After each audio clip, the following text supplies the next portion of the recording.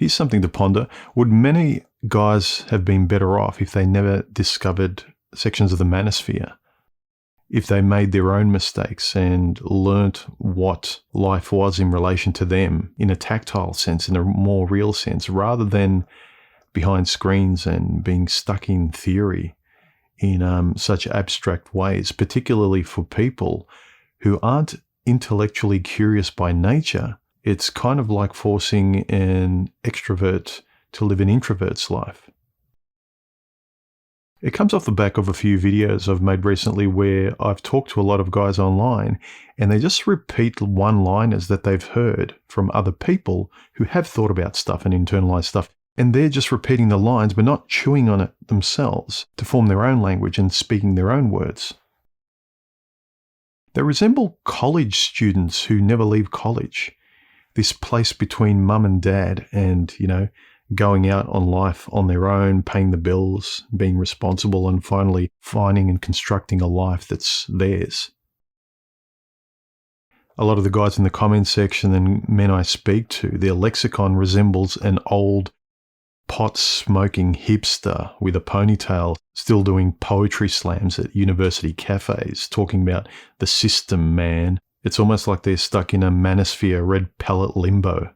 Stuck on holiday, whatever you want to call it. It's some sort of limbo between adolescence and adulthood.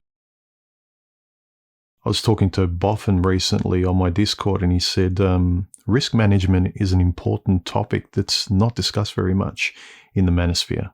And I actually said, I don't think the problem is risk, because risk is sensible to avoid, especially if it's obvious risk. I think what guys are avoiding is struggle.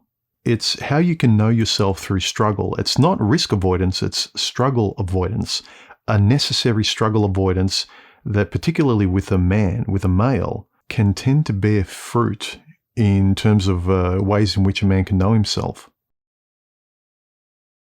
I think the struggle avoidance of many men today and being glued to your screen doesn't help, but that struggle avoidance, the tactility of life, the failing and learning, it's that struggle avoidance, it's the effort avoidance, and consequently, lesson avoidance that comes afterwards. A man can't know himself, not in any real, true, tactile sense, if he's never testing himself and knowing it through senses other than cognitive. And it's very easy today for men to label struggle as risk and avoid it and feel like they're being sensible, because in most cases they are. But be careful how you speak to yourself, gentlemen, and just be aware of what you're really avoiding, be aware of what you might be avoiding. I touched on it in my last video. I think a lot of problems with men is that they're avoiding far too much that could benefit them. Again, I'm not saying to be reckless. I'm talking about recoverable risks, learning lessons, doing what you really like to do, but you're holding yourself back because you want life to be completely safe. Far too many men stay boys playing make-believe, the equivalent of women who play dollhouse. And think of it this way, given that in general neuroplasticity starts to harden in your mid-20s, you get stuck in a certain mode of thinking and a certain mode of avoidance. Imagine getting to 50 with your neuroplasticity hardened and never knowing resistance, struggle, or tragedy.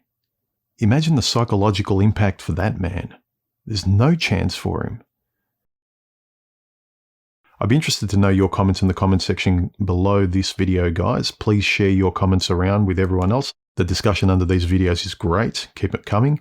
And give me a thumbs up and like this video if you enjoyed it. Give me a thumbs down if you didn't. Share my videos around. Subscribe if you haven't. And thank you to all my donators through Patreon and PayPal. You guys are the best. That means a lot. I'll talk to you soon in the next video. Bye. That was good.